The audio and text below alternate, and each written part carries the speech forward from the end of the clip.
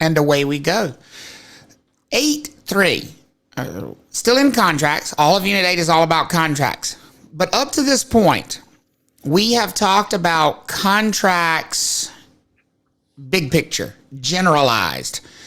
Everything that we've talked about to this point either applied to all contracts in 8.1, or it applied specifically to sales contracts in 8.2. So here's what I want you to think about, because and this is where I need Seth here, because he helps with the linear thinkers. I'm not a linear thinker, so I have to remind myself to do this. What we're actually doing is zooming in, and we're getting more and more detailed. We started 8 with rules for every contract. Those essential elements, they apply to any type of contract. So would an employment contract follow everything in 8.1? Yes. Would a landscaping contract follow everything in 8.1? Yeah. Yes. Would a listing agreement follow everything in 8.1? Yes. Right? So every agreement that you could possibly have that might end up in court follows 8.1. Then 8.2 said, okay, forget all of those agreements except one type. What was that one type of agreement that we were paying attention to in 8.2? Sales contract. Sales contracts. Sales contracts. Matter of fact, I had a question at break from earlier, and they said, well, wait a minute. You just said an offer, you just said a contract would survive death. A sales contract would survive death.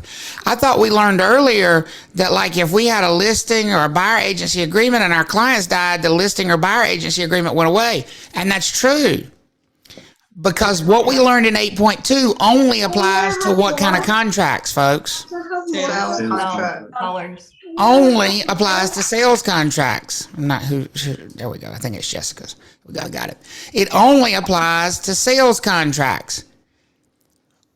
Sales contracts are not listing agreements. Sales contracts are not buyer agency agreements. Sales contracts are contracts between what two parties? Buyer and A buyer and a seller. A listing agreement and a buyer agency agreement got nothing to do with being between a buyer and a seller. Those are between clients and offices, right? So different rules for different contracts. So again, 8.1, super big picture, applies to every contract. 8.2, what do? Narrowed it down to what kind of contract? Sales contract. Contracts between buyers and sellers where property's being sold. in North Carolina. Not in North Carolina. 8.2 is contracts between buyers and sellers on sales contract, period. What do you think 8.3 is going to be? North Carolina. North Carolina. North Carolina specific sales contracts. So we're still in sales contracts, but now we've gone to sales contracts in one particular state, and we're going even more detailed than that. It's not going to be sales contracts in North Carolina we're going to focus on here. It's going to be A1. Uno. Because, folks, there's hundreds of different kinds of sales contracts in the state of North Carolina. How many of them are we going to do a deep dive on? Just this one. Just this one. This one is not better. In fact, in a lot of ways, this one's probably one of the worst examples of a sales contract available in North Carolina. This one is not the real estate one that the Real Estate Commission says you should use. Why not? Why is this one not the one that the Real Estate Commission says you should use? Because they don't have. They don't deal with sales. They just deal with. They don't have an opinion, right? They don't have an opinion on what contract you should use. Mm-hmm. So then why do you think we're going to do such a deep dive on one particular agreement if the Real Estate Commission doesn't care what agreement you use and there are hundreds of them available? It's the most popular one. It is the most commonly used one. It is the most commonly used one. So the most commonly used sales contract in North Carolina is a sales contract that is available only to the members of one particular country club. I mean, trade organization. What is the name of that country club? North Carolina Realtors. North Carolina Realtors. NC Realtors, the North Carolina Association of Realtors. Okay, the North Carolina Association of Realtors. I'm going to mute everybody because I'm not sure whose puppy that is. You'll have to unmute yourself if you want to talk, which is fine. But the North Carolina Association of Realtors is the group who publishes this form. Does a realtor even have to use this form? Is this a required form for anybody? Nope. No. No, it's simply one that's there. It's available for use if you are a realtor. Does that make sense for everybody? Yeah. But keep in mind, every licensee, if you're going to help buyers and sellers, if you're going to represent buyers and sellers, don't you need access to some type of a contract to use for that transaction?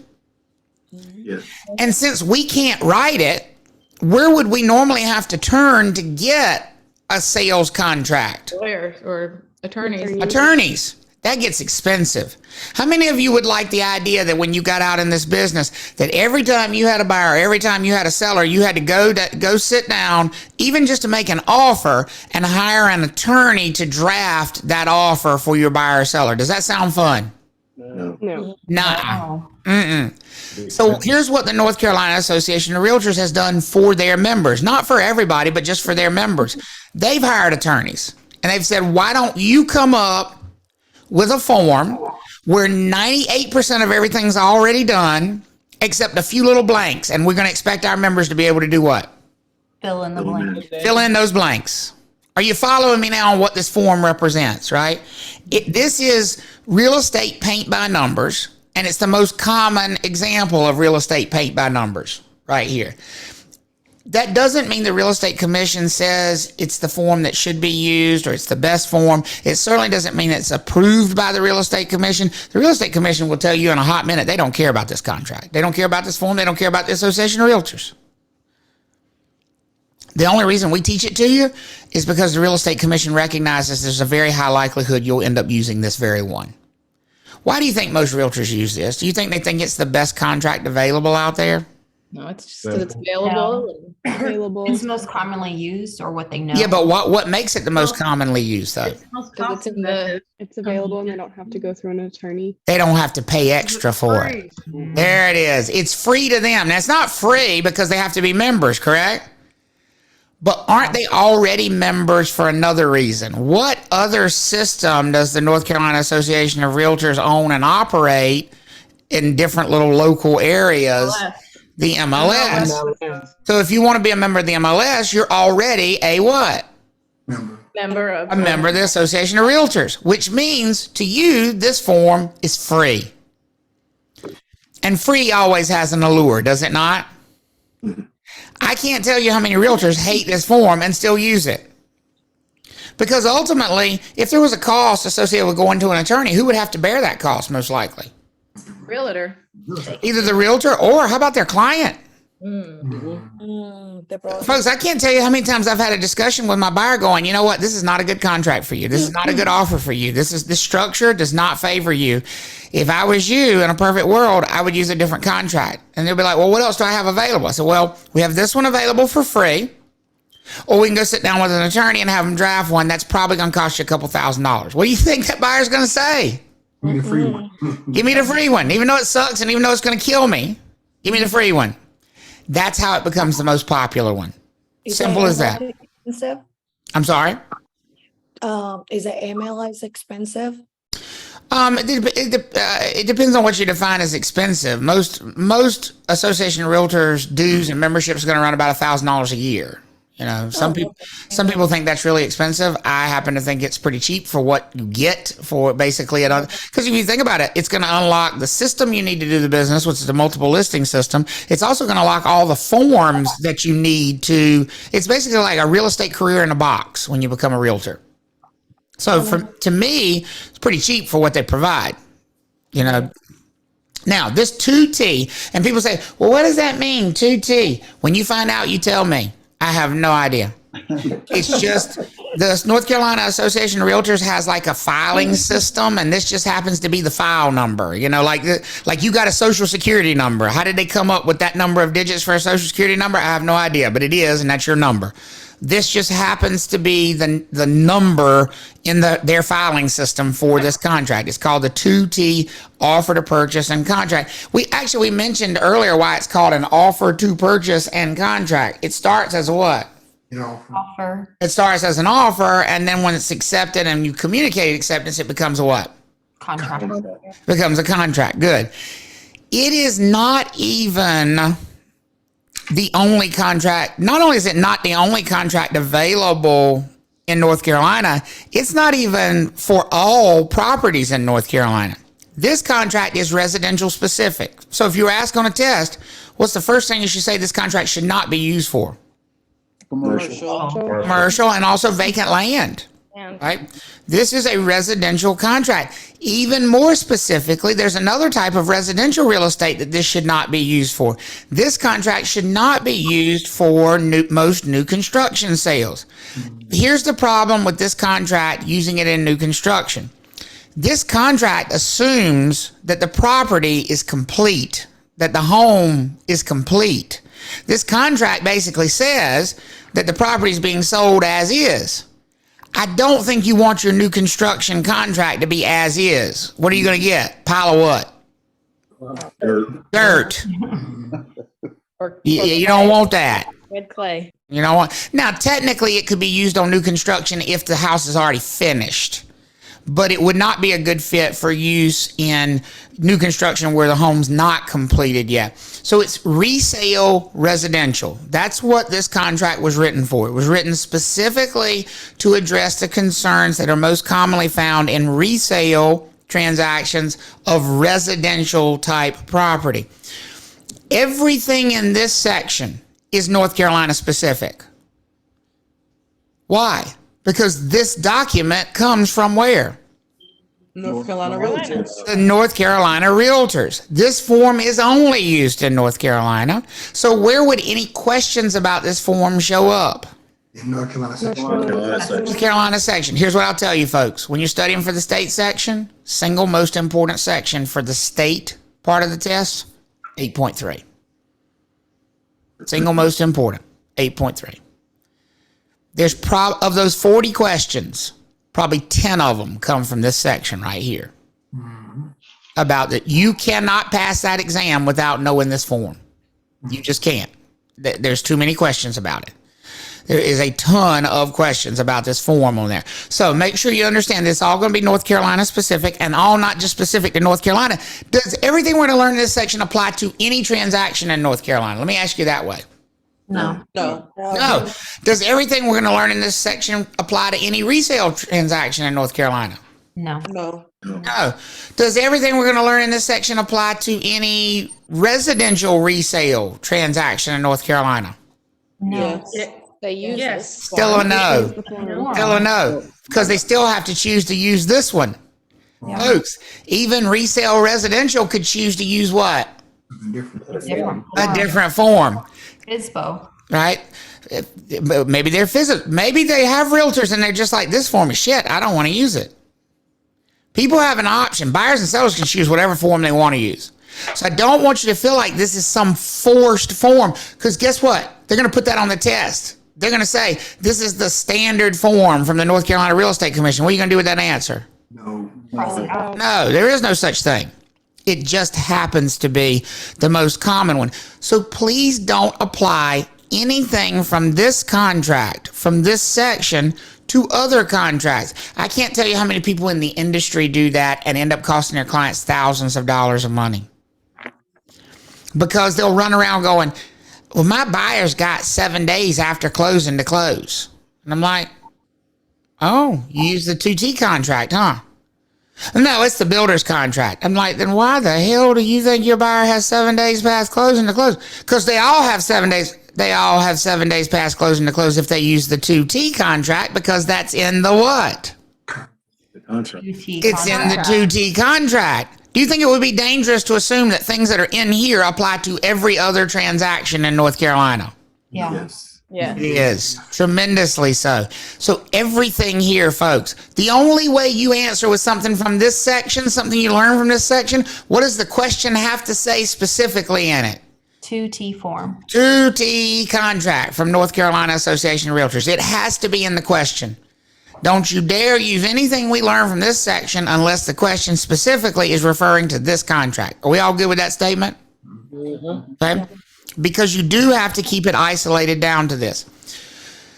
So we go back to those essential elements of a contract. What do we say one of those big essential elements of a contract is? What do you think one of the first things we got to get out of the way? Consideration. You need consideration. And here it is right here, right out of the gate on page 1. of the 2T contract, the consideration. Now, the consideration, folks, is the purchase price. There are a lot of lines on here for money. Only one of them matters as far as consideration. Which one is the consideration? Purchase Purchase price. price. The purchase price right there. Could the rest of them be zeros? Yes. Yes. Yes. And if they are, do we still have consideration? Yes. Yes. We do, because the consideration is ultimately what? Only in the purchase price. It's the purchase price. That's the promise to pay money. Everybody good with that? So right away, we've satisfied one of those essential elements of a contract. Purchase price is pretty self-explanatory. Now remember, this is also going to be used as the offer. So this is where somebody would fill in what they're willing to pay. Is that negotiable? Yes. Yes. Matter of fact, is everything on one of these lines here negotiable? Yes. Yes. Yeah. Are we all good on purchase price? That's pretty self-explanatory, I think. Here's what I do want to point out. Purchase price can be paid at any time and still be considered part of the purchase price. We don't do additions to the purchase price. If this thing says the purchase price is $400,000, what does that mean the seller is going to get from the buyer total by the time we get to closing? $400,000. $400,000. Here's why that's important. People get all twisted up with this thing. Well, the due diligence fee, they paid that up front. So is that in addition to the purchase price? What do y'all think? No, it's included. No, it's included. So if they pay $50,000 up front, do they owe $400 when they get to closing, or do they only owe $350 when they get to closing? $350, because the amount paid in total from the buyer to the seller is going to be the number on that top line. Is everybody good with that statement? Yes. That's the maximum amount of money a seller can expect to receive under this particular contract. Okay. Now, let's take a look at the next line, and that's where things get much more complicated, much less straightforward. And this is where right here, this line right here, is where buying and selling residential property in the state of North Carolina is so very different than almost anywhere else in the United States of America. Calvin, you said you were licensed in another state, right? Did I imagine that? Or you? Correct, yes. New Yeah, York. New York. Have you looked at our contract before? No, I have not seen it before. Prepare to have your mind blown. It's going to be hard for you to wrap your mind around this because this is going to be so different than anywhere else it's done. Janet, not that I'm aware of. We're pretty much the Lone Ranger out on a limb on this thing. Janet asked if other states do this. So let's talk about what a due diligence fee is. The first thing I should point out to your attention about that line here is it is, of course, a blank. And a blank means it should be filled in with a number. But the fact that it is blank means it is what? It's negotiable Yeah. between the buyer and the seller, correct? Yes. So we're not just negotiating one number with this, we're negotiating now two numbers, a purchase price and a what? Diligence. Due diligence fee. Let me explain to you what this thing is. Let's fill in, and we'll work with the same number we used on the last page just to stay consistent here. Let's fill. What did we say our purchase price was? What are we offering to pay for this thing? $400,000. $400,000. The due diligence fee is the portion of that $400,000 that the buyer is willing to pay to the seller instantly upon going under contract. Now, could this number be zero? It's a negotiated number. Yeah. Absolutely. But I'm going to repeat what this is definitionally, and we're going to talk about it a lot. I'm going to give you the definition of it. This is going to be, so what's the maximum on this one for this number? Up to what? $400,000. $400,000. It is the portion of that $400,000 purchase price that the buyer is willing to cough up when? Immediately. Right now. Contract. Right now. And give it to who? The seller. To the seller. And it's a negotiable number. So which way do you think the seller wants to negotiate this number? It wants it High. Aye. High. Which way do you think the buyer wants to negotiate this number? low. Oh, Low. Let me just give you what has become. Well, let me throw the question out there to you all, and you can answer this yourself. What do you think has become common? What do you think over the last year, 2 years in, let's say we're in Cary? On that, first of all, $400,000 house in Cary, there ain't many of them. You'd probably get a lot of traction there. What do you think has become a normal amount that a buyer would be? Keeping in mind, they're not borrowing this money. This is money they have to have available in cash as soon as they sign this offer. Because as soon as the seller accepts this offer, they got to write a check. 5,000 or 100. Yeah, 100,000. Yeah. I heard somebody say 5,000. I saw that. 100,000. 5,000 to 10,000. Say 50,000. 15 to 20. 15 to 20. 100,000. That's become pretty common over the last couple of years in the market environment we're in. Now, I'm not saying that's right. Matter of fact, I think that's insane. I did 2,000 like right before COVID. Yeah, that's become really common right here. Now, what you think of the dynamics of that? That is money paid directly to who? We're not putting this in a trust account and hiding it away somewhere. Where's this money going? Seller's pocket. Delivered to the seller by the effective date. Is that the closing date, folks, or is that the date we go under contract? Immediately. Go on the contract. Contract. Date we go under contract. But wait, there's more. It gets so much better about this amount of money. Non-refundable. You see this word over here that they just, I mean, it's such a tiny little word. It couldn't have too much of a meaning right here. I mean, this little tiny word right, oh, I didn't mean to do that. That little tiny word right there, fee. What do y'all think that means? Non-refundable. Not refundable. Fees are non-refundable, folks. It is a fee that is non-refundable. Calvin just had a heart attack. I sure did. I told you. I mean, you present, I've taught all over the country. I used to travel before COVID, and people would say, how's the market in North Carolina? I said, let me just tell you how we do things in North Carolina. And literally within the first 15 minutes, people would go, you're shitting me. There's no way anybody buys real estate like that. I'm like, this is how we do it. And they're like, I'm never going there. Y'all are crazy. This is paid from the buyer to the seller simply for the pleasure of telling the buyer, congratulations, you're under contract. Wow. And folks, it is almost always what? Non-refundable. Non-refundable. Now, notice I said almost always. We're going to talk about the almost part, but this is almost always non-refundable. Anthony says, is there any reason we do this? Let me tell you why this came into being.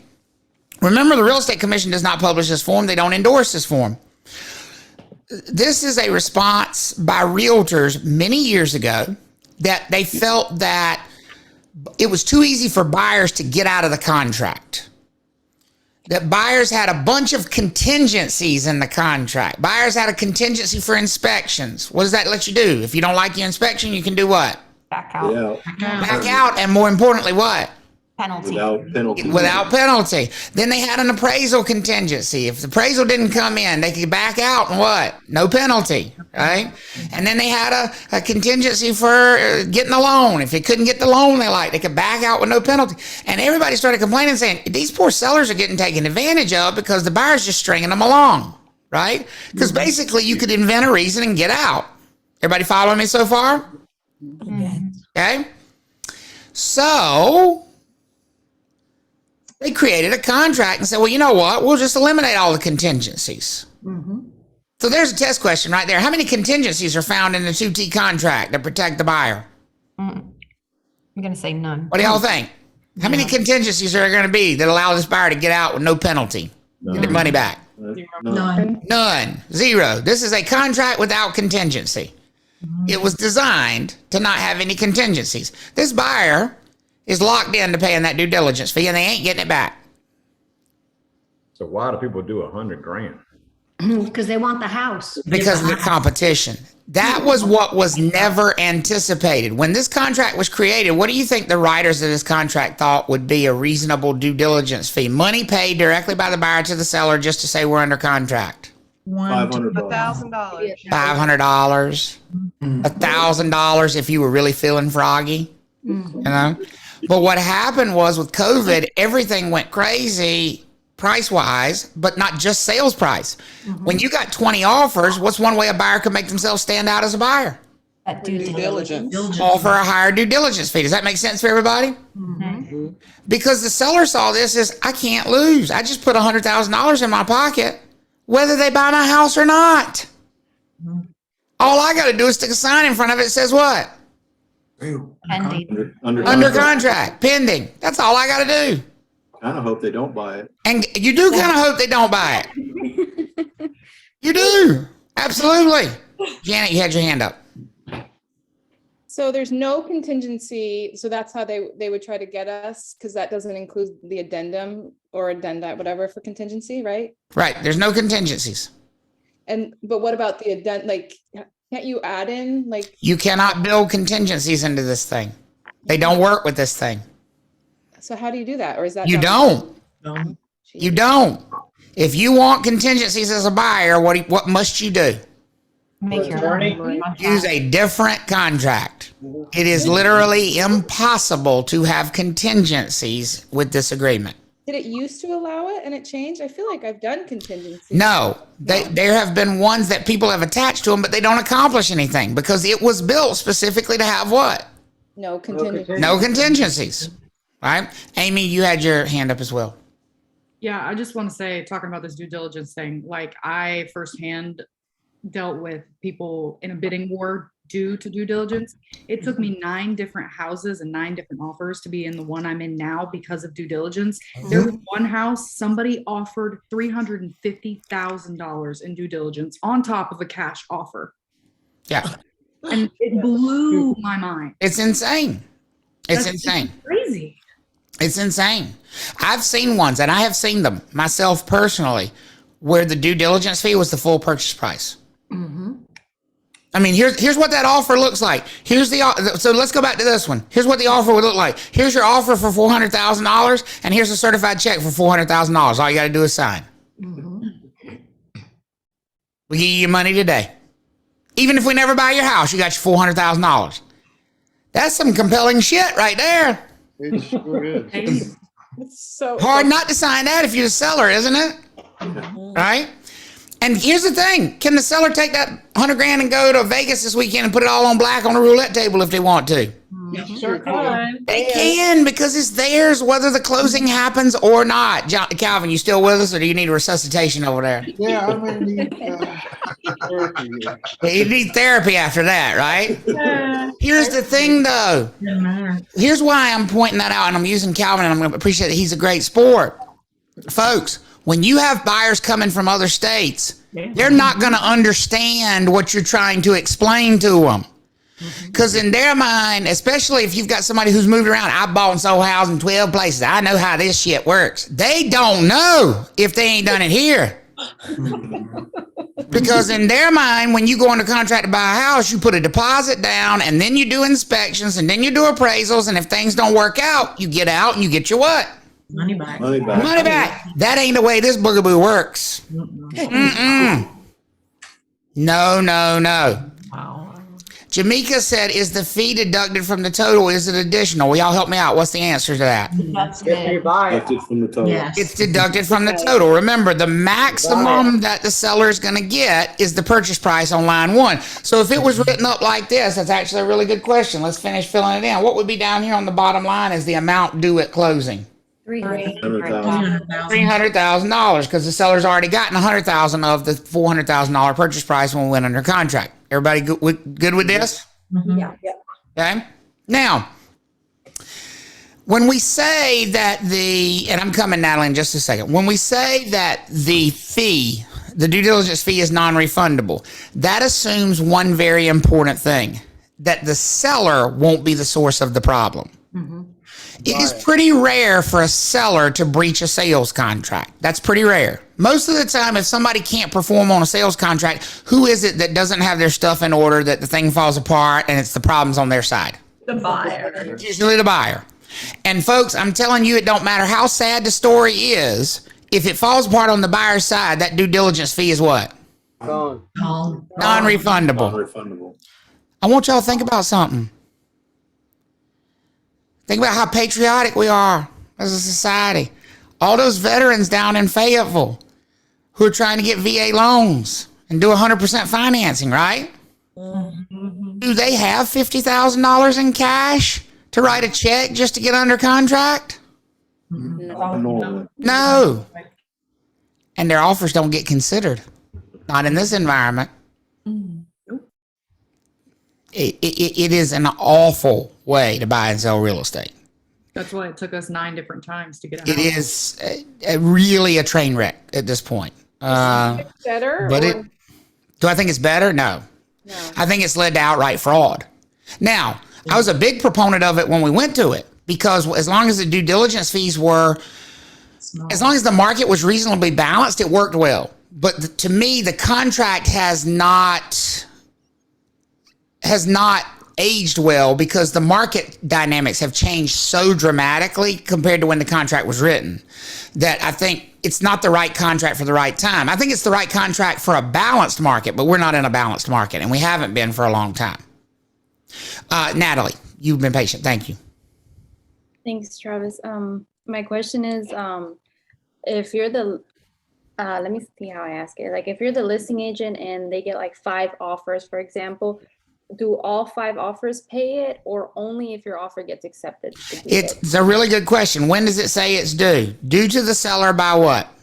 Effective date. The effective date. What did we say the effective date was? The date the contract is what? Valid. Binding. Valid, binding, accepted, right? So who's going to pay it? If you get 5 offers, who's going to pay it? The one that gets what? Accepted. The one that gets accepted. That answer your question? Yes. So Yeah. The other offers don't pay due diligence if it doesn't get accepted. Correct.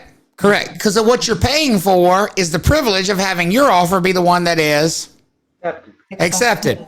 That's what you're paying for. Okay. Shinar?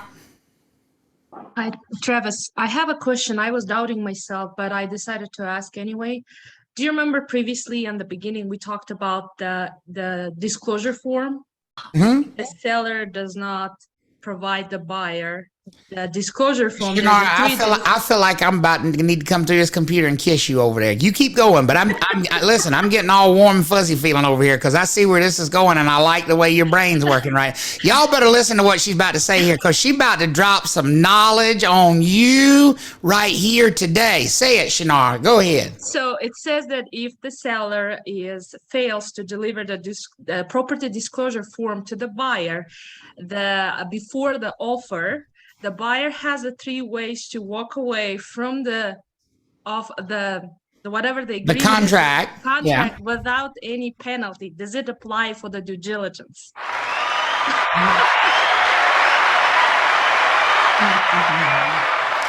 So here's what she said, and she's exactly right, folks. What's one way that seller may have to give back that due diligence fee if they did not provide the buyer what form that we've already talked about? That residential property disclosure statement form. Remember how we said that the buyer gets 3 days free to walk away, change their mind, get all their money back if they don't see that form?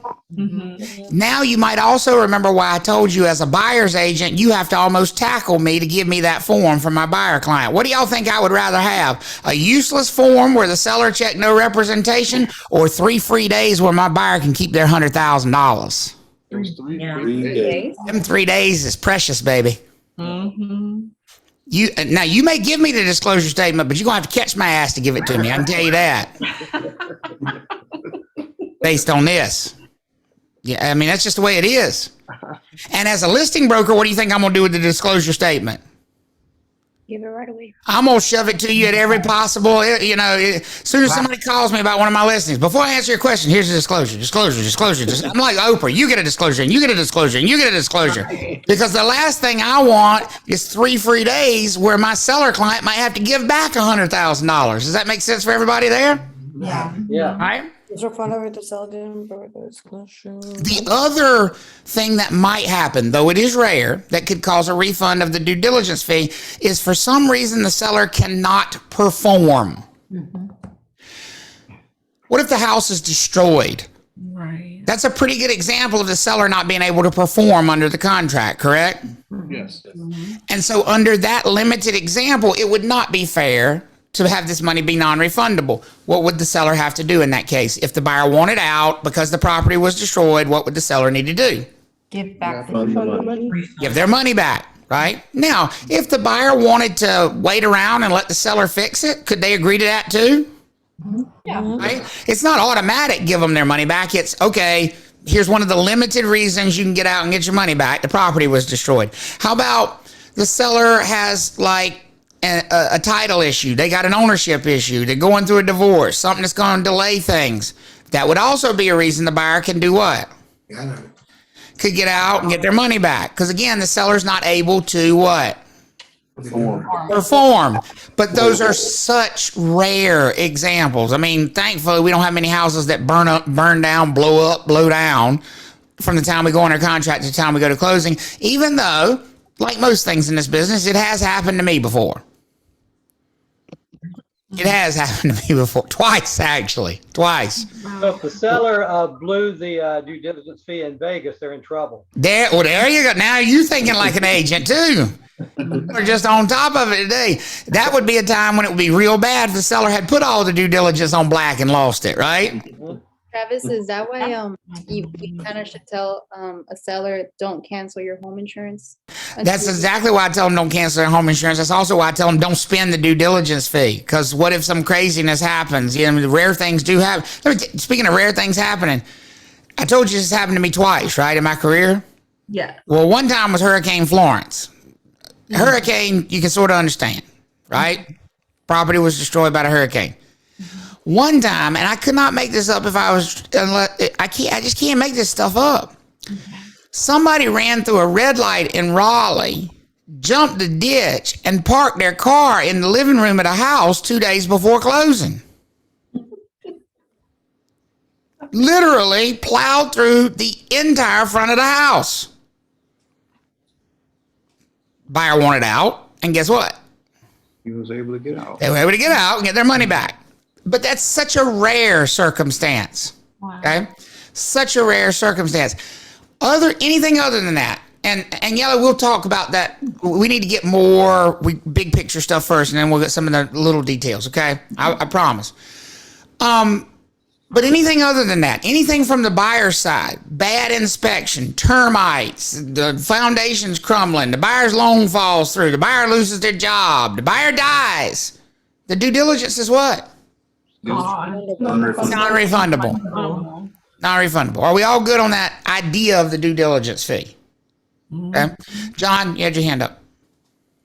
Hey, Jarvis, I have a situation a year and a half ago where I make an offer to a house in Swansboro, and I make a cash offer, so I didn't put down any due diligence money, but we cancel it on the day of closing. So the walkthrough before closing, and when we make the offer, it's contingent on inspection. When the inspection report came back. Wait, no, but stop. It's not contingent on inspection. Not if you use a 2T contract. I have no clue what we use. Okay, well then, here's the thing, John. What I'm going to encourage you then is, if you're going to ask that question during this section, you better go back and look at that contract and make sure you're using the 2T, because all my answers and everything we're talking about in this section applies to what? 2T contract. Just because you were buying a house in North Carolina does not mean that you use that contract. Most likely you did. But if you did, you need to stop saying there was some inspection contingency, because I can assure you, if you use this contract, there was not an inspection contingency, because this contract doesn't have one. Okay. So, but would this take it to the point where you have the inspection and the seller agree that they're gonna fix what's in the house. Okay, well, that's different. Yeah, I didn't say you couldn't have an inspection. I just said there was no contingency about an inspection. Can a buyer inspect? Yeah. Sure. Can a buyer ask the seller to fix things if they want to? Yes. Sure. Does the seller have to fix those things? No. No. As is. Can they agree to it if they want to? Yes. Yeah. And if they agree in writing, is that going to be binding? Yes. Yeah, but that's vastly different than saying there's an inspection contingency. If the seller agreed to fix things in writing, then that becomes part of the contract, and then that becomes enforceable. But that became after the contract. That was an addition to the contract later on. Because this contract doesn't have any of that in it. Not when it's formed. Okay? So the fee, I think a lot of people start asking, well, what's it for? What are you paying for? What are you getting for this money? Especially if it's going to be such a big amount of money. And remember, it's negotiable. It doesn't have to be a big amount of money. As John just said, he negotiated a 0 due diligence fee. You're buying a time. You are buying time, Shannara. That's it. Well, first and foremost, what you're buying is that under contract sign. That's an expensive sign, right? Because now the seller has to tell other potential buyers what? It's under contract. It's under contract. Right? Off the market right now. It's not on the market. It's under contract. I'm not free to sell it to you because I've already agreed to sell it to Rose. Mm-hmm. That's the first and foremost what the buyer's paying for. And listen, in this environment, that does have a lot of value. When you got homes that are getting 30 and 40, 50 offers, is it worth a lot of money to a buyer for the seller to have to say, no more offers, we're under contract?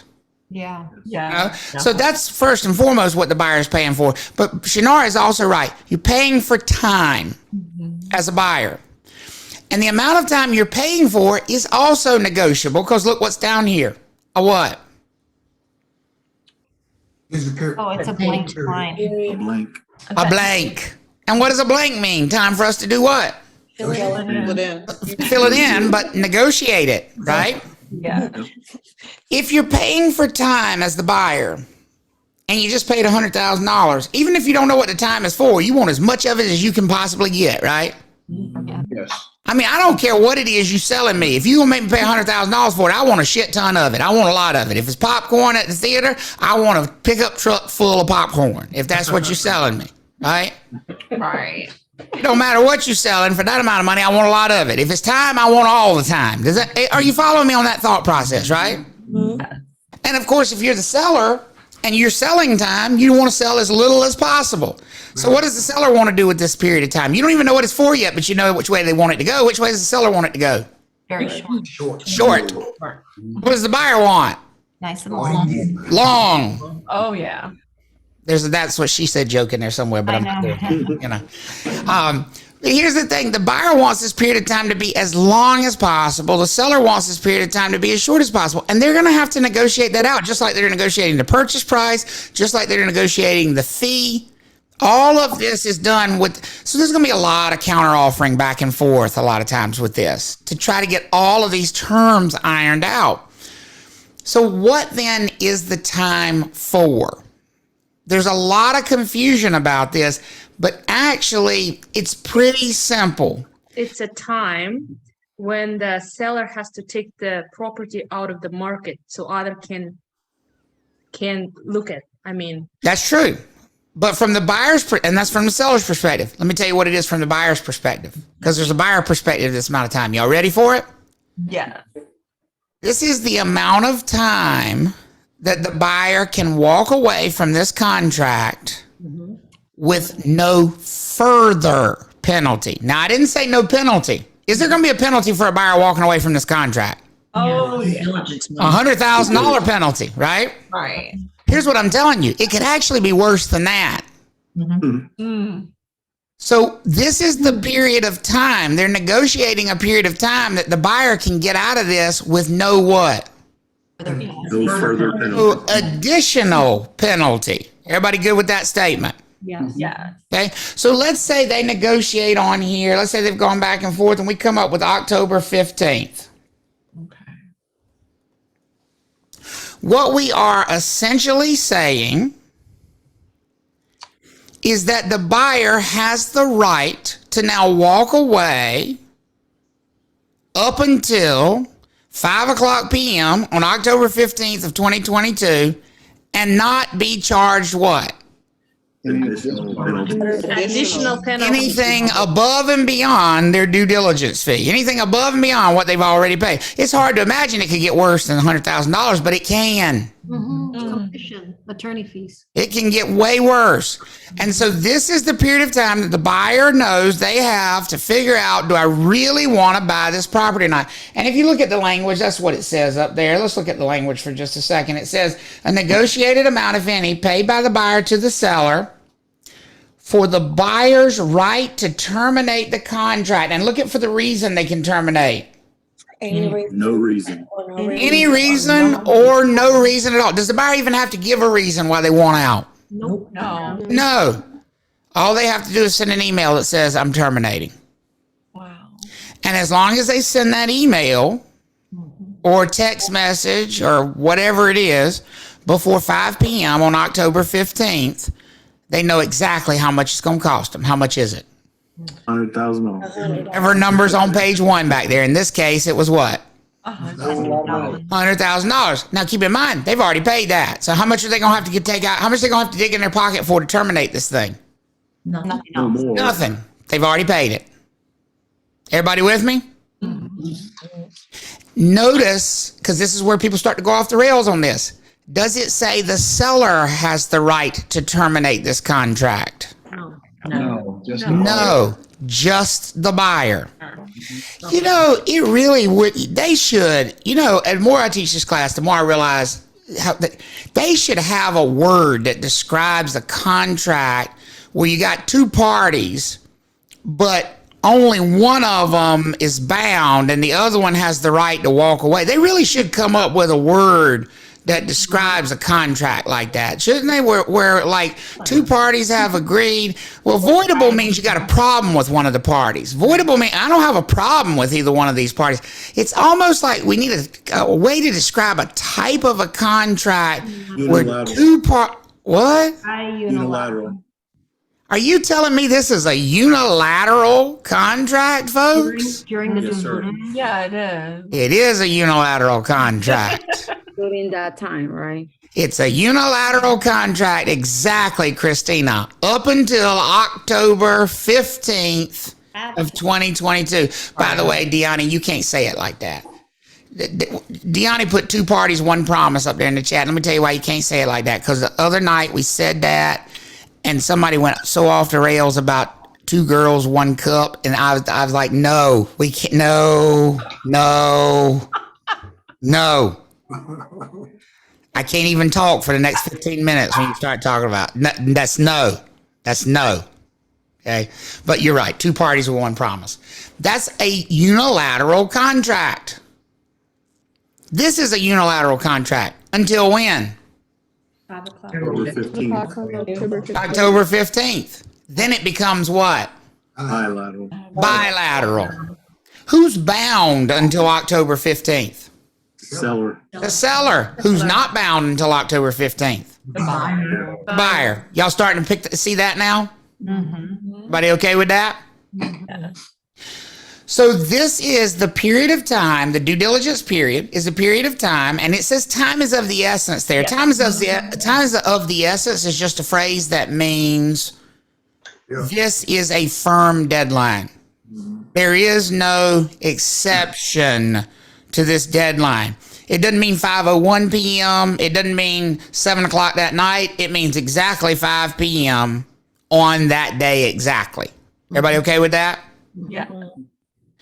That's what time is of the essence means. So it's the period of time the buyer bought that they can walk away with no further penalty. I keep saying no further penalty because I don't want you to sit there and say, oh, well, they're going to get their due diligence fee back. Is a buyer who terminates during the due diligence period going to get their due diligence fee back? No, it's non-refundable. No, it's non-refundable. And it doesn't matter why they terminate. They're not getting it back. It's non-refundable. What it means is if they terminate during that period, they're not going to lose any additional money. Jen, you had your hand up. I do kind of have, well, I'm trying to figure out how to even word this. So years ago, my ex-husband and I, when he was military, had purchased a home. It was a foreclosure. We didn't need due diligence money, obviously, for the foreclosure. Now, we were using a VA loan, and there were certain things in the house that the VA was not going to allow. Can I stop you right there? Did you use the 2T contract? I mean, this was 15 years ago, so I really can't tell you. No, then the answer is no, because the 2T contract didn't exist 15 years ago. Oh, okay. So, but moving forward, for people, okay, let's say hypothetically we were to go back and do the same. No, I would never marry him again. Let's say we were to go back and do the same thing now, and with a VA loan, go to purchase a house. And and back in that time, it was hard for us to come. It would have been hard for us to have a due diligence. What happens if these people with their VA loan go and put that due diligence down, and the house does not pass an inspection for a VA loan? They're out that due diligence as well? Absolutely. That's bad. I told you this thing's evil. Yeah. Okay, you answered my question. Yeah, I told you. Are they talking about changing it or not even conversation? Not really any conversation, quite honestly. They view it as not broken. I disagree, but the folks that generate these forms view it as not broken. They say it's a risk the consumer takes. I personally think it's a little bit egregious, but that's just me. That's just me. And do you use a different one? Do I use a different one? When you I try to convince my buyers that it's in their best interest to use a different one, but the cost usually prevents them from doing it. The other thing you have to remember, Jessica, and this is the tough part about it, when you're in a multiple offer situation, if 5 offers come in on this form with heavy due diligence fees and yours comes out on a much more buyer-friendly form without a due diligence fee, are you likely to get your offer accepted? No. And that's the balancing part of it. You know, you have to have a real outlook about what it's going to take to actually get under contract as well. You know, that's the downside. So what is the potential for the additional penalty? So I'm going to fill these numbers in again. What did we say our purchase price was that we were offering? 400,000. Due diligence was 100,000, right? Yes. Yeah. So remember that due diligence fee has the buyer covered up until what date? What date did we say? October October 15th. Everybody so good so far? Okay. So that due diligence fee has this buyer covered up until October 15th. Here's the thing though. We're scheduled to close on this thing October 31st. That's a separately negotiated date later on in the contract. Due diligence date's always going to be before the closing date. What happens if we go past October 15th? The buyer has hung in there. They didn't get out. And now all of a sudden they come up with a problem. We can't close. That's it. Not only are they going to lose their $100,000, folks, they're going to lose an additional penalty. Does that make sense for everybody now? Yeah. You have gone into the extra penalty zone. And this is the buyer. The buyer. The buyer. They've gone into the extra penalty zone because they had how long to get out with no additional penalty? Until October 15th. October 15th, until that due diligence date. It's now October 18th, and they find out their loan's not going to go through. The seller's going to want some more what? money. Some more money. Here's the thing. They have to have negotiated it up front. Earnest, right? Earnest. It's called an earnest money deposit. Oh, yes. It's called an earnest money deposit. So let's say we have on this line $50,000. Now keep in mind, this is all part of the initial offer, the initial negotiation. Everybody with me on that? Yeah. Yeah. So now how much is this buyer going to owe when they get to closing? $250,000. $250 because they've paid $150 up front. Right. But I want you to understand the difference between those two numbers. The $100,000 was paid to who? The seller. The seller.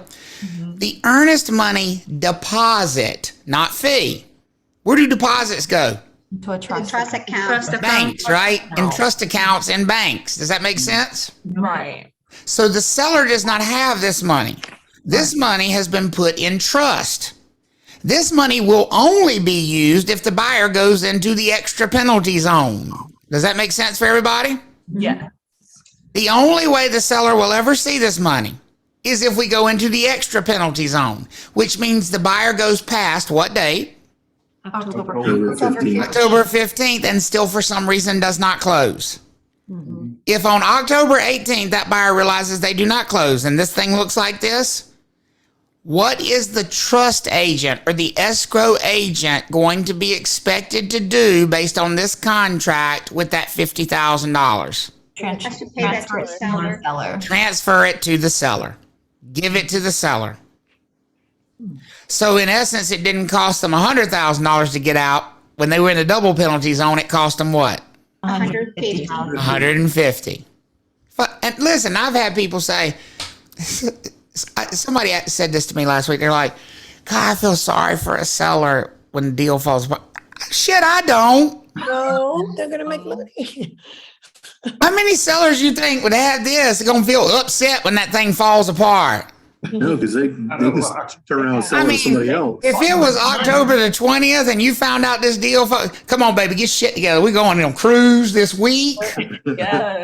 Let them put the house back on the market. Y'all do all the showings you want to. We're going to be in Caracas somewhere on a beach. Leave us alone. Because you just got paid $150,000 to not sell your house. Can you turn around and do it all over again? Yeah. Yes. Welcome to the 2T contract, folks. Oh, Told you this thing's something else. it is definitely like that in New York City. You're not in Kansas anymore, right, Calvin? Travis, how many times have you had this happen? With these numbers, not all that often. Here's one thing that this has worked for. This has worked for. We don't have deals fall apart in North Carolina for obvious reasons. I mean, this is a buyer going to figure out a way to make this work. They can't afford not to. Yeah. They can't afford. Let me tell you, I've had this conversation with buyer clients of mine who changed their mind. They pay these big amounts of money, they get under contract, and they're like, I just don't, it's not the house for me. Like, okay, whether it is or not, here's my advice. Buy it. Because the only way you could lose this much money is by terminating. If you hate it, let's turn around and put it where? Back on the market. Back on the market. You'd rather lose $20,000 in commissions turning around selling it again than $150 by not closing on it, wouldn't you? Right. And then they could gain. I actually had that happen with one buyer. They just got completely cold feet. And they're like, I know, I don't want to buy it. I'm like, wait a minute. Let's think about this outside the box. And I think my buyer was in it for like 75 grand at that point in time. I'm like, if you terminate now, you're walking away from 75 grand. I know I've thought about that and it's awful, but I'm willing to do it. Well, what if I could save you 50 grand of that? Oh, well, how are you going to do that? I'm like, buy it. Buy it and we'll put it on the market immediately. In this market, it will what? It'll sell. Now, that might have been slightly self-serving because I also got the listing, but we ain't going to talk about that part. I still saved them 50 versus terminating it. Alexa, you had your hand up. Well, let me ask you this. Do a lot of people, they do end up backing out even after they've given that huge due diligence fee because they've done an inspection and the house is riddled with termites. The electrical wiring's falling apart and they don't want to get involved in that. But the downside is the seller at that point, they've got your money, but if they don't fix that, then they have to disclose it to the next buyers, you know. But let me tell you what most sellers say in this environment, because you're right on the money with that. Let me tell you what most sellers say in this environment. When the buyer finds those termites and finds those problems and they ask the seller to fix it, what do you think the seller's going to say? Nope. Sorry, but it's your house. No, sucks to suck, but I ain't fixing nothing, right? Right. Now, but here's the thing. And then the buyers come back and their agents come back, well, you know you're going to have to disclose this to the next buyer. What do you think a good listing agent and a good seller is going to say to that? You can walk away from it. No, we don't have to disclose anything. Not if I We're going to fix it. Because we're going to fix it. I'm going to take you $150,000. With your money. Right. We're gonna take your money and we're gonna fix it. Right. And then we're gonna put it on the market as freshly renovated and sell it for even more money to the next person. What if I decided to take your word and buy the house instead and turn around and sell it? Since I did the inspection, do I have to tell the people? Yes. I mean, well, your broker does. Your broker does, you know. Yeah. Okay. So understanding the structure of this thing is huge. Keep in mind, handling the money is different. Right. Okay. The earnest money deposit, because it is a deposit, where does it need to go? What is its destination once we go under contract? A trust account. To a trust account. Now, the buyer and seller get to choose whose trust account. That's also negotiable. It could be the listing firm. It could be the selling firm. It could be the closing attorney. There's a place for them to agree on who's going to hold the money. But it does go into a trust account. What's the only way the seller's ever going to see the earnest money deposit?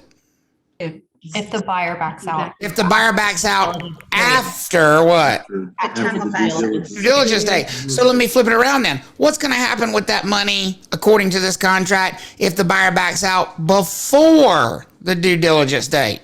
It'll go back to the buyer. It goes back to the buyer. Does that make sense for everybody? Yeah. So escrow agents either going to refund this back to the buyer because they got out before the due diligence date, or they're going to release it to the seller because it went past the due diligence date. Everybody good with that? Mm-hmm. And of course, if we go to closing, the escrow agent simply going to send it to the closing attorney and say, make this part of the purchase price. That's what happens with the earnest money deposit. The due diligence fee itself, though, does not go to a deposit. Well, it might get deposited, but in whose account? The sellers. Goes straight to them. It is their money. It is their money. Okay? So far, are we all right with that? Mm-hmm. I mean, I don't mean all right with it as in you like it. Are you understanding it? I understand. I understand. Good, good. Here's what's interesting about handling money under this contract. And I guarantee you're going to see a test question about this, and it's nitpicky. Nitpicky. Handling money under the 2T contract actually has its own exception in state law because it created such havoc. Normally, as real estate brokers in this state, remember old car, what the A stands for? What is it? Accounting or accountability. What do we say? Anytime we touch money from a client or a customer, that money is supposed to go directly where? Into a trust account. Any money. Remember that? And that's exactly what the rule says. Which means for us to touch the check, for us to touch the money, we have to have what? A trust account to put it in. Everybody with me on that? So when this contract was released, everybody was like, wait a minute now. Who's supposed to handle this due diligence fee? Because it says it don't go to the trust account. It says it goes where? Seller. Directly to the seller. But wasn't that putting us in a position of having to violate license law if we touched it? Yes. So when we first went to this, what were we having to tell the buyers? Y'all gonna have to get together separately and exchange this money because I can't what? I can't touch it. Here's an envelope. I give you a self-addressed stamped envelope. You can mail it to them. That's what they told me. There you go. I can't. It's like kryptonite. I can't touch it. And here's why I couldn't touch it. It's not trust money, so I'm not allowed to put it in my trust account, and I'm not allowed to touch money without putting it where? In a trust account. Trust account. So this thing actually prompted an exception written into the law just for the 2T contract. Guess what we are allowed to handle as a delivery person? We can play FedEx for one day with what check? Due diligence. With that due diligence fee. We are allowed to touch the due diligence fee under the 2T contract just long enough to get it delivered from where? Buyer to the seller. The buyer to the seller. It is an exception to the trust account laws. Okay? So if you ever wonder how we do that, how we get away with doing it, it has its own little exception. Ain't that nice? Okay. So would it be okay then for us to take that $100,000 due diligence fee from the buyer when they go under contract and get it delivered to the seller? Yeah. Yes. As an exception, it would be okay. Good. So one of the things we do have to worry about with this contract, because the way it's structured, and this is one of the things I hate about this contract bluntly. When did it say that the due diligence fee was due? If y'all remember, and I can go back to it and show it to you, but when do you remember? October the 15th. No, that's not when the due diligence fee is due. That's the due diligence expiration. When's the money due? Effective date of the contract. The date of the contract, right? Date of the contract. Here's the problem I got with that. My seller's here in Raleigh. The buyer's in Nebraska. We just formed a contract. Congratulations, you're under contract. You formed a contract as soon as you have communication of acceptance, correct? They gotta wire that money. Yeah. What's the seller immediately going to do? Have their hand out. What do they want? Money. They want their Money. They want money. They want a due diligence fee, and they're owed it by the contract. Everybody with me on that? Yeah. Folks, the minute we go under contract, your buyer's late. Damn. Literally, there's no grace period here. The instant we go under contract, the buyer's already late.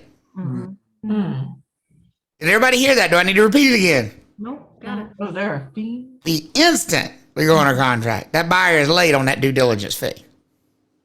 So what can the seller do about that? The contract is very specific about it. You'll see a test question about this too. Maybe give some time.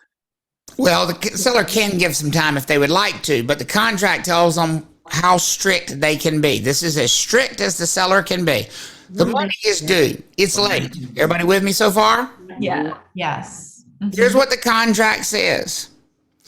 If the money's late, and it always is because of the way the contract's structured, the seller has to make what we call written demand for the money. In other words, the seller should say, congratulations, you're under contract. Give me my damn money. That's written demand for the money. But say it in what? Writing. In writing, in an email, a text. Is everybody with me on that? Yeah. Okay. So the contract requires the seller or the seller's agent, so a good listing agent, what will they say? Congratulations, we've accepted your offer. We need you to send us what? Our due diligence. The due diligence immediately. Is that not written demand for the money? Yes. Yeah. Yes. If you don't make written demand, folks, you can't ever actually hold the buyer responsible for paying it. So make sure you understand written demand is what is required because that's what the contract says. Contract says once written demand has been made for the money, the seller must give the buyer, and boy, look how much time. It's such a generous contract. One banking day. One banking day Wow. to provide those funds. From the moment you make written demand, the seller is only obligated to give the buyer one banking day to provide the funds. Everybody with me on that? Yeah. Yeah. So if we were to accept that buyer's offer right now, the one we've been writing up, that $400,000 offer, if the seller were to accept it right now today, Wednesday, 1:25 in the afternoon, how long does the buyer have to get us that $100,000? Tomorrow. If we assuming we make written demand, they have till tomorrow to get us the money. Y'all want to hear how nasty it is if they don't? You want to know how nasty it is if they don't? Breach, and the seller could sue them for DD. If they don't get it to us by tomorrow, the buyer is in breach. And guess what the penalty is for breaching this contract?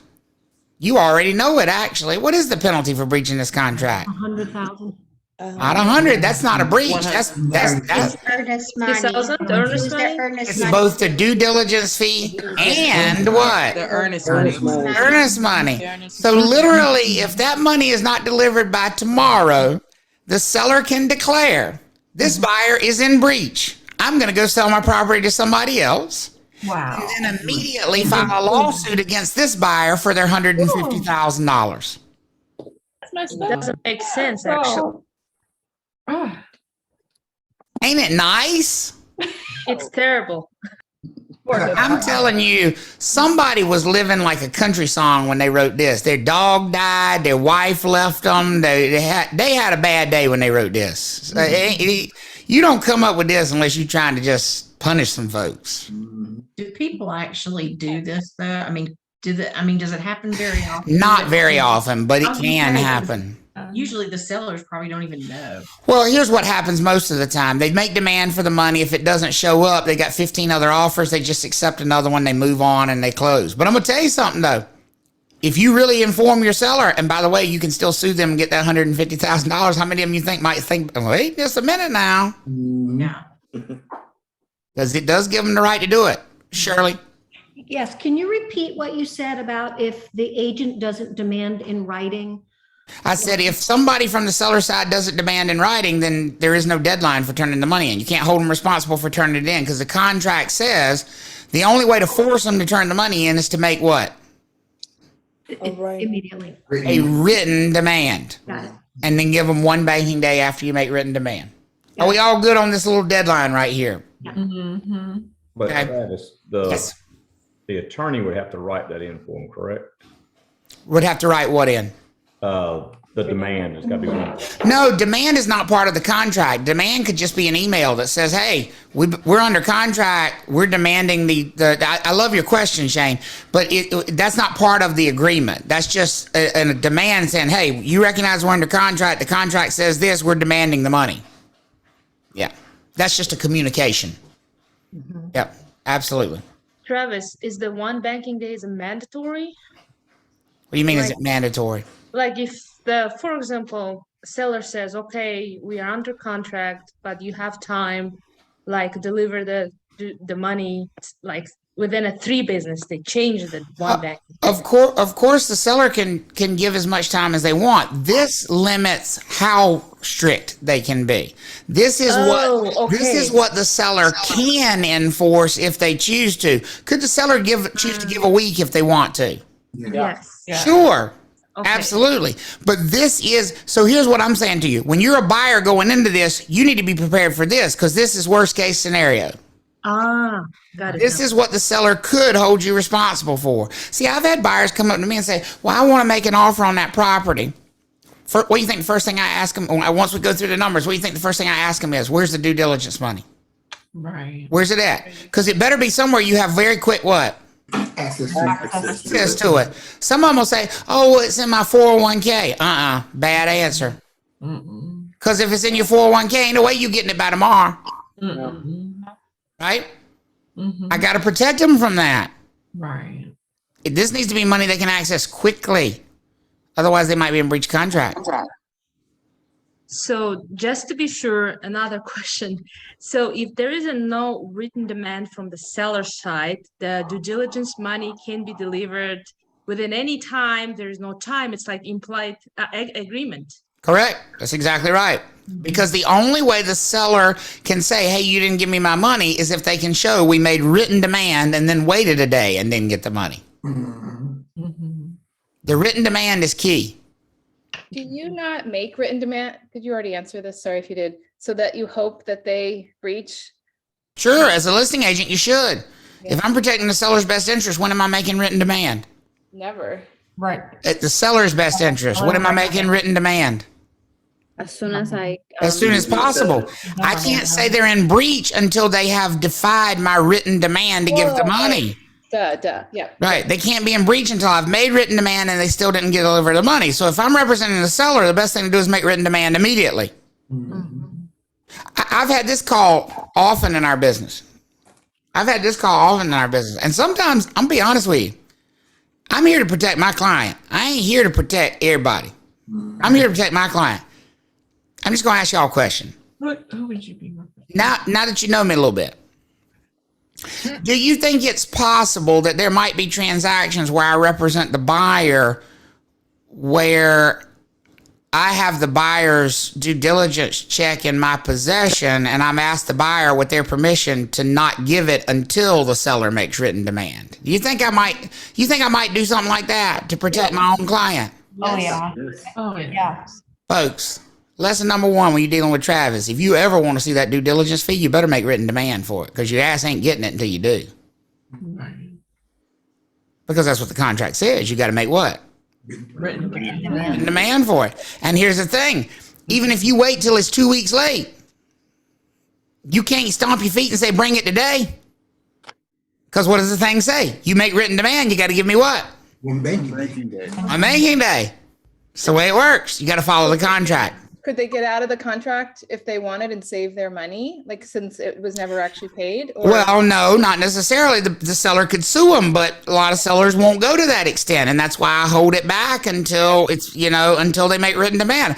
In other words, we're going to comply. My clients are going to comply with the contract, but we're going to barely comply with the contract. We ain't going to give no extra. Right. We gonna go just what we got to do. Because it's my job to protect them. Of course, if I'm on the other side, when am I making written demand? Because I know there are assholes out there like me. Immediately. See, now you start to think like an agent. The answer's different depending on what side you're on, right? What if you're doing dual agency? If I'm doing dual agency, you gonna put me in my grave because I don't do dual agency. See, they're right. No, but it's a fair question. What if you're doing dual agency? You can't give either one of them what? Advice. So I deliver it when they tell me to. I don't tell them. I don't say, oh, well, we should hold this or we should make written demand. I do exactly what my client tells me to do. That's it. That's it. And hope they figure it out themselves if I'm in dual agency, because I can't tell either one of them what they should do. Right. Okay. So I've given you a little timeline here. I think the timeline is helpful to glance at. I think it's really helpful to sit there and look at the timeline and say, okay, now I kind of understand. How many of you understand that between blue and orange, the due diligence fee paid for? Does that make sense now? Yeah. The time frame from blue to orange is covered by the due diligence fee. If the buyer backs out for any reason during that time frame, they've paid for it because they paid the what? The due diligence fee. But between orange and gray, if we don't close for any reason, the buyer has not only lost the due diligence fee, but also forfeited what? The earnest money. The earnest money. What's the only way the buyer gets out of this thing with no penalty whatsoever? Get all their money back. If the Seller backs out. If the seller for some reason cannot or will not perform, something goes wrong on the seller side, but that's very, very rare. It's very, very rare. Okay. So question for you here, or at least, or statement, I guess. Yeah, question. What will happen with the earnest money if the buyer backs out during the due diligence period, according to the contract? And I'm showing it to you right here on the screen. Right? What does the contract say will happen with the earnest money deposit if the buyer backs out during the due diligence period? You refund it back. It will be refunded. We'll get it back. Look at that last line down there. It says, buyer's right to terminate. Buyers shall have the right to terminate this contract for any reason or no reason during the due diligence period. And the contract shall be terminated and earnest money deposit shall be what? To the buyer. Funded to the buyer. But that's only during what? The diligence period. During the due diligence period. That's only during the due diligence period. What's going to change if we go outside of that due diligence period? What do y'all think is going to be different? It's not This money, Be no refund. The earnest money also becomes what? non-refundable. Non-refundable. That's exactly right. And that's what the next screen says. It says, if the buyer, for whatever reason, goes past, okay, Brady said, what about a date for EMD? The earnest money is due whenever the parties say it's due. They can negotiate a date for the earnest money. If you go back and look at the first page, there's some options they can choose for when the earnest money is due. So when does the earnest money become non-refundable? Well, it becomes non-refundable as of the due diligence date, right? Right. So think of yourself. If you're the escrow agent, when you receive that earnest money deposit and you put it in your trust account, what one date do you put a pin in on your calendar? October 15th. October 15th, the due diligence date. Why? Because after past that, then they Because can do so let's just play this out. Anytime before that date, you get notified this contract's terminated. What are you going to do with that money? Goes back to the buyer. Refund it to the buyer. Anytime after that date, you get notified that contract's terminated. What are you going to do with that money? Give it to the seller. to the Seller. Closing, what are you going to do with that money? Give it to the seller. To the seller. Not seller. The buyer. Attorney. The closing attorney. Closing attorney. We're going to closing. Give it to the closing attorney. Let them deal with it. The buyer only sees it back if what happens? If he walks away during the due diligence. If they walk away during the due diligence period. The seller only sees that money if what happens? The buyer leaves. If the buyer walks away After due diligence. after due diligence. Mhm.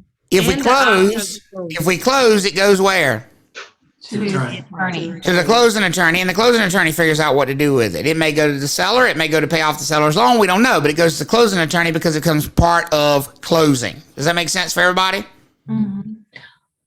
I have a question. Sure. Okay, so if you're the agent and then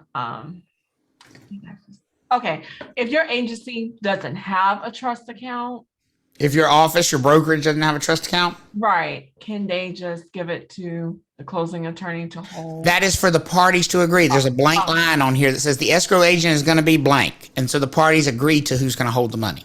Okay. Yep. Good question. Real good question. And yes, that would be the most common, have the closing attorney hold it. Because if you think about it, we hope we're going to get where anyway? Closing. And who do we say we would be sending it to if we get to closing? Closing attorney. The closing attorney. So who's the best one to have hold it? Closing attorney. An attorney. It's like power of positive thinking. Let's send it over there and hope like hell we get there. Right? It makes the most sense for them to hold it, really. Right. Really, it does. Okay? Now, you need to know this terminology, something called liquidated damages. Liquidated damages simply means money that is paid in the event of a breach, but is determined in the offer process. It's determined before we ever even go under contract. It's part of the original agreement. The parties actually negotiated. It's like a prenuptial. Think about a prenuptial. Isn't a prenuptial like liquidated damages in a marriage? In other words, if we get divorced, here's what you get. Right? Yeah. And why did they have that? So they didn't have to worry about what might happen where? Court. In court. Why do you do a prenuptial? So you don't have to worry about what might happen where?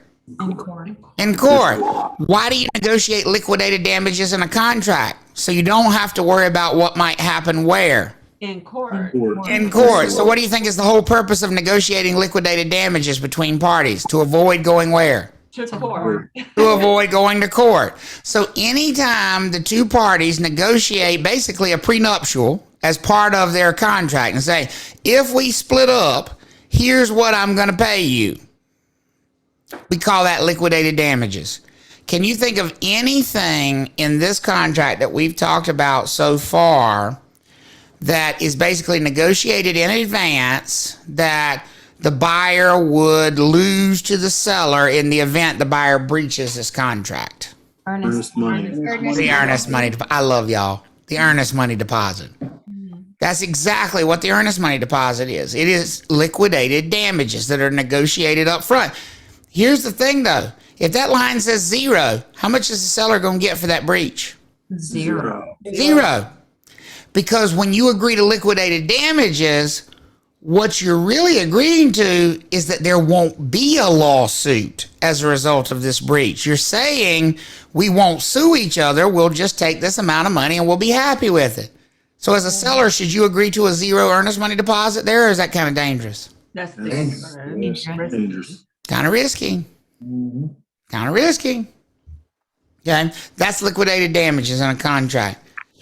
Obviously, the due diligence period has importance, and it has more importance for certain buyers.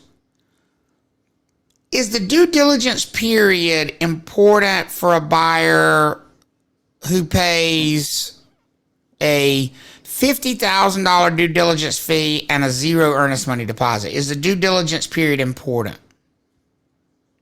What do y'all think? Not anymore, no. Yeah.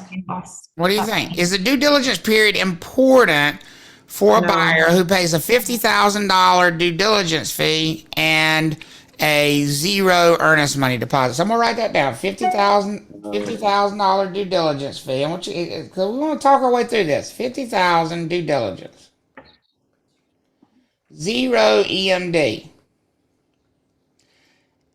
And I'm going to say, okay, here's two possibilities for due diligence expiration. We can do October 5th or October 20th.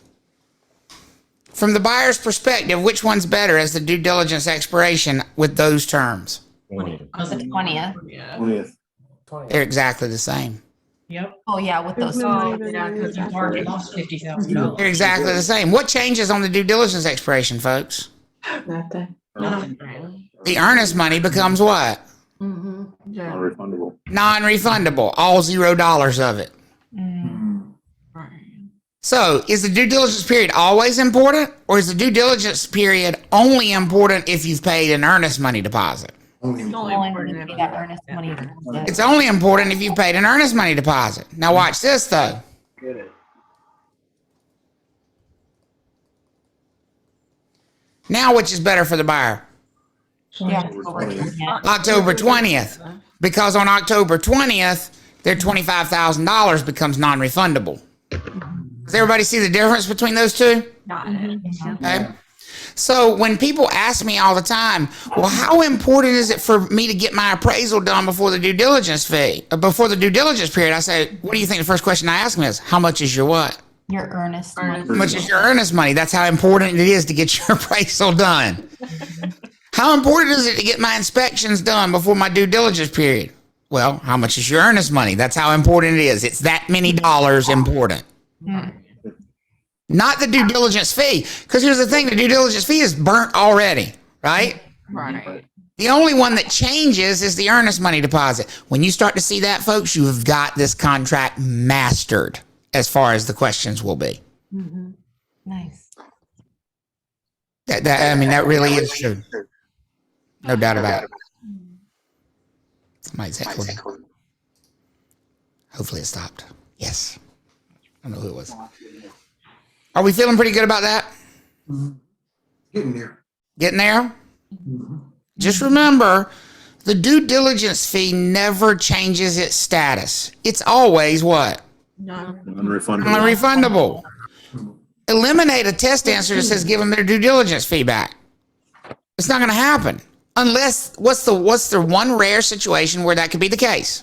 The seller If can. the seller The seller, for whatever crazy reason, cannot close. Okay, that's very rare, very isolated. House burned down, blows up. Seller, can't get good title, doesn't have good title, whatever. Very rare. But under any normal circumstance where it's the buyer who has a problem, the due diligence fee is toast. It's the earnest money that changes status. So rush to get all this stuff done during the due diligence period. If you have, I give this advice all the time. In the current market, a lot of buyers and sellers have taken to negotiating contracts that look like this. Because they're paying such a high due. Here's their thought process. Well, if I'm paying $50,000, what the hell is the purpose of me also paying earnest money? And the sellers are like, you know what? That's fine. Because the seller wants that money that goes in their pocket right now. They ain't so concerned about earnest money because that's sitting where? In a trust account. In a trust account. Well, that's fine. If you want to negotiate it this way, that's fine. But then their agent, their buyer's agent will come to me and go, I'm panicked. I got a problem. I'm like, what's your problem? I'm like, well, I got this October 5th due diligence date, and I just found out from the appraiser they can't even get out there till October 10th. Well, what the shit do you care? Why you care? Well, don't I have to get that done before the due diligence date? Not if you have a what? Zero earnest. A zero earnest money. So what if you blow through that date? There's literally no penalty for blowing through that date if you have a what? A zero earnest money. Folks, you just became more of an expert on this contract than 95% of people who already have a license right there. Okay, so You did. You just did. Right there. The due diligence date only matters if you have a significant earnest money deposit tied up with it. Because that's what changes on the due diligence date is that earnest money. They may ask you a test question about the types of things that the parties negotiate before they go under contract. What about sales price? You think that needs to be negotiated before or after we're under contract? Before. Due diligence fee, before or after? Before. Before. Earnest money, before or after? Before. Before. The due diligence time frame, before or after? Before. Before. Closing date. Before. Before we go under contract. If you want the seller to pay your closing costs or give you a warranty or do any of those things, before or after? Before. Before. If you want an addendum to be part of the contract, an addendum is extra stuff you want piled into the contract. But remember, it's got to be part of the offer. You got to offer it and you got to say, I want this also to be part of our contract. Should that be before or after you go under contract? Before. There's really only one thing I can think of, folks, that you're going to negotiate on this contract after the fact. That's repairs. And that's a completely optional negotiation. This is a negotiation. Will you fix the HVAC? No. That was a negotiation. Why is that probably going to happen after the fact? Why are repairs probably going to be negotiated after the fact? Because they probably did their inspection. There you go. When do most buyers inspect? Not until they're already what? Under contract. Under contract. So they're probably not going to find out about things they want to ask to be repaired. Hopefully they were informed of them as what? Prior. Material As material facts prior to them making their offer. But if it was something that was hidden and they didn't find it till they did an inspection, they might ask the seller to fix it. And that's probably going to be after we're already under contract. And that can be negotiated into the contract with what's called an amendment. And we're going to talk about that terminology here real quickly. I'm going to get to it in a minute, but hang on to that thought. An amendment means change the agreement we already have. Does that make sense for everybody? Addendum means I want to include this as part of my offer, so hopefully it will be part of our agreement. One happens before contract, one happens what? After. Janet, you had your hand up. With the addenda, is this no longer allowed? I know I was confused about it earlier of like, hey, I have to sell my house before in order, for my financing to come through. Is that the addenda or that's Sure, you can make that an addenda, but guess what? It doesn't change. And anything? Anything. Yeah. It's the most useless piece of paper in the world. Guess what? You don't wanna fix it anymore. Because if your house doesn't sell, guess what? You still lost.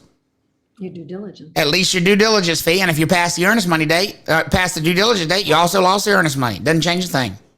Does the market still allow that? Can you still do those kind of addenda? Or You can if you can get it negotiated. My parents must be here. The dogs are going crazy. Sorry for the barking. My parents must have got here. So somebody just sent me a question and said, are addenda the same as amendments?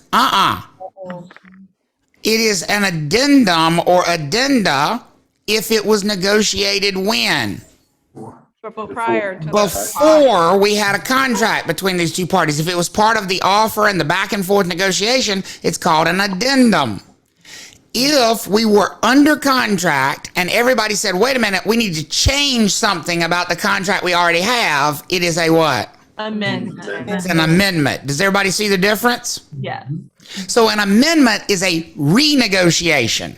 An addendum is a negotiation. You negotiate an addendum. You renegotiate an amendment. Everybody all right with that, if I say it that way? Yeah. Okay. Say that again. You negotiate an addendum. That means it's part of the original negotiation before you're under contract.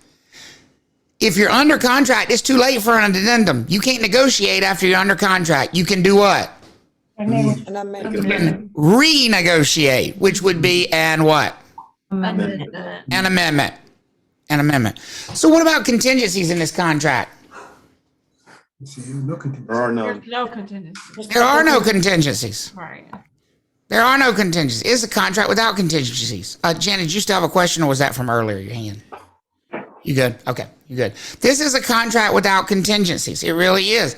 Another thing in here, I mentioned it earlier, but here it is from the contract language itself. What are the two parties agreeing to as far as the condition of the property in the original contract if they use this form? Sold as is. It's an as-is sale. Because it says right in there that the property is being sold in its what? Current condition. And it's current condition. So basically, whatever condition it's in at the time of offer, it has to be in at the time of closing. Right? And that's what this means. It doesn't mean the two parties can't negotiate on repairs. Because here's the thing. If the buyer's paid a very little due diligence fee and a very little earnest money deposit, the seller might be willing to fix things just to keep the buyer from doing what? Walking. From walking. But if the buyer's paid a bunch of money, what's the seller likely to say about repairs? No. Sorry. But you got to worry about that after fact. I'm so sorry. Because they've agreed up front, repairs are not necessary. If you use this agreement. Remember, this is all specific to this one agreement. 2T contract. There is no finance contingency. We said there's no contingencies. That includes a finance contingency. What if the buyer's loan falls apart? Too bad. Too bad. You still lose your money. Rough. Just rough. Sorry. They got them all stirred up in there. Now, obviously, the buyer has the right to inspect. The buyer can do as many inspections as they want to. Guys. Close my door, please. Thank you. When you reach a certain age, parents are worse than children. Let me just tell you, they are. When you reach a certain age, it's the same thing in reverse, all the way to the diapers at the end. It's just you just reverse the process. I hear that a lot from my sons as well. I love them though. But obviously the buyer can inspect. The buyer can do as many inspections as they want to. They paid for the right. They paid the seller to take this thing off the market, correct? Yep. They paid the seller to take this thing off the market. One thing that is very specific to this contract, is that both parties have a right of delay. And we're really getting toward the end of wrapping this up. We're almost about to wrap this up. We're going to be perfect for today on wrapping this up. Both parties have the right to a delay. How long does the contract say that either party can delay and not be in breach? 7 days. 7 days. Calendar days, right? 7 calendar days. Either party can delay for up to 7 calendar days. Now, after 7, they'd be in breach.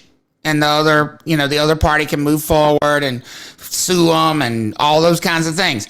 But for the first 7 days, you can get mad that somebody can't close, but you can't hold them responsible for it because the contract's already got that included in it. Everybody good with that? Yeah. It used to be another number. Now it's 7. Okay. In the past, they had a longer time period associated. I don't want to say the number because I don't want to get that in your head, but it is 7 days. 7 days. The only time, as we mentioned, if we want to talk about it, is that a buyer could get all their money back is when the seller cannot perform or seller breach. We gave some examples of that. What are some examples of that? Seller can't what? Produce a title. Can't produce good, clear title. How about property gets what? Property gets destroyed. Property gets destroyed. Here's what you need to understand about that. That gets really bad for the seller really quickly because it's not just a matter of giving them their money back. It's a matter of giving that buyer their money back plus refunding all the money that buyer spent trying to purchase the property. So if the buyer paid for an inspection, guess what the seller's going to have to do? Pay it back. If the buyer had to pay for an appraisal, guess what? If the buyer had to pay commissions to their buyer agent, guess what? Seller's got to pay for it. Everybody with me on that? So it gets really expensive for a seller to breach this thing. Really, really expensive. That's why it's so rare. Super rare for a seller to breach because they have to give it back. Remember, it's not automatic that if a seller breaches, this happens. It's the buyer's choice at that point. It becomes, what do we call that? When one but it was valid and somebody's breached, so now one party can back out and walk away. What do we call that? Voidable. Look at y'all using the terminology. It's almost like you learn contract law or something. That becomes a voidable contract at that point in time, up to the buyer. The buyer can say, I want out, I want all my money back, I want a refund of everything. Everybody good with that? Yes. They can do that. Okay? But they don't have to. Let me give you an example. And I think this one might get snuck in there on the test. I really do. What if the property gets destroyed? What if it burns down? Obviously, that's a seller breach. So the buyer could say, I want out, I want all my money back, I want all my fees back, everything I paid. Could the buyer do that? Yes. Yes. Guess what the buyer can also do? Ask for the insurance money. They can still close, because guess what money they will be entitled to after closing? The insurance money. Whatever insurance settlement is owed to the seller is owed to that buyer if they continue and close on that property. And that's one I really had happen in real life. I had a buyer right before Hurricane Florence under contract on a property at the coast. Hurricane Florence came through, swept it away. I called my buyer client. I said, I got some good news, bad news. And they said, what's that? They said, give me the bad news first. I said, the house is gone. And they said, well, that's pretty bad, but as you know, we were going to tear it down anyway because it was a rebuild for us. I said, that's the good news part. They said, what do you mean? I said, you're going to get an insurance check for the value of that structure. They said, from whose insurance? We don't have insurance yet. I said, from the seller's insurance company. Wow. Folks, they were planning to tear it down anyway. They got a check for $187,000. Nice. Because they're entitled to it. They're entitled to it. Their choice. Now, could they have terminated and backed out and got all their money back? Yes. Sure. But obviously, in that case, it didn't make sense for them to. How we all feel about that? Nice. Pretty good when it happens like that, right? Yeah. Pretty good when it happens like that. And the most common example of a seller breach is, as I said, the seller has a problem with title or something like that. Remember how we said addenda, or an addendum is the singular, addenda is plural, has to be negotiated when? When is an addendum negotiated? Before As part of the offer process, right? So there are, in this contract, the contract realizes it doesn't cover every situation. So there are, just like this is a standardized form, there are some standardized addenda. There are some standardized addenda that already exist that can be attached to this during the offer process. You do not need to know anything about the addenda. You just need to know really that this, if it shows up as an addendum, was it something negotiated part of the offer or something renegotiated after we were under contract? Renegotiated. Good. Somebody just sent me a question, Tracy. I'm going to answer this later. I'm sorry for the rest of it. It's hard for me to type by myself today. So you got this slide here about explains the difference between addenda and amendment. Remember, it's just the timing. They could look just alike. If it's part of the original negotiation, it's an addendum. If it's part of a renegotiation after we're under contract, it's an amendment. So, like if you're negotiating repairs after you're already under contract, would you use a repair addendum or would you use a repair amendment? Amendment. A repair amendment, because you're changing the terms of the agreement after it's already in place. Last note on this thing, none of these numbers has to be a number. What's the only number on there that has to be a number because we have to have consideration in the contract? Sales price. Sales price. That's it. That's the only one. The rest of them could be zero. Don't get hung up on that on the test. If the earnest money is negotiated as zero, we still have consideration because we still have a what? Sales price. A sales price, right? As long as there's a sales price, we meet the definition of consideration. We do have to put our name and license number on here, even though we're not going to sign this thing. We're not the buyer and the seller. Why do you think we have to put our name and license number on here if we're the one preparing this or helping guide the buyer or seller through this? We're representing. The closing attorney knows who to get a hold of. There you go. The closing attorney needs to know who to get a hold of if they have questions, right? Because they shouldn't be contacting the buyer and the seller directly. They should be contacting the agents, right? And Stephanie says, so can we compare an amendment to a constitution? Yes. If you amend the Constitution, is that part of the original process, or is that part of changing the document that already exists? Changing the document that already exists, right? You're making a change later on after the fact. And there are two things, and I do think this is a potential test question. There are two things that any pre-printed form in North Carolina cannot have on them. And they both deal with us. Pre-printed forms in North Carolina, according to state law and the Real Estate Commission rule, cannot have any mention of us in them. We are not part of this transaction. We are not a party to who are the parties to this transaction? Buyer and the seller. When I say we're going to put our name and license number on there, I mean like after the agreement. There's another page that basically says if you have questions, contact Travis Everette if you want to talk to the seller side. Contact Danielle Giles if you want to talk to the buyer side, right? That's just contact information. But our name, our information should never show up in the contract because we're not a party to the contract. More importantly, what should not show up in that contract about us? How much we're going to be what? Because it's got nothing to do with anything about the contract, right? And no liability release for us. That's here's what I always want to hear when I hear that. Because the best thing in the world I could put in a contract is Trav Talks LLC is not liable or responsible for any mistakes, any fraud, any misrepresentation, any misunderstandings. Basically, don't ever come sue us because we ain't responsible. Wouldn't that be great if we could put that in the contract? We can't. By state law, we cannot put it in there, which is another way of saying you can't get sued. You absolutely can get sued. We're not allowed to put that in there. We're not allowed to negotiate away our job, essentially. So, and that, folks, is it for 8.3. Look at that. Right on the money time-wise. That's pretty dang good. How do we feel about the NC Realtors contract? What's that? About the study. Oh my God. Yeah?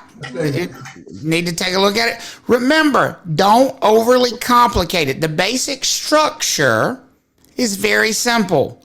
The basic structure is very simple. The buyer's going to negotiate and pay this due diligence fee, and they're buying time. They're buying time to walk away without paying what? Additional penalty. An additional penalty. What is that additional penalty? Earnest money. Earnest money. That's the additional penalty they would pay if they go past the due diligence date. So make sure you have that basic structure nailed down. Then you can look at all the other little details, like you got 7 days to go over and you got 1 banking day to deliver funds. That's fluff. The big thing is the basic structure. That's where most of the questions are going to come from about this thing.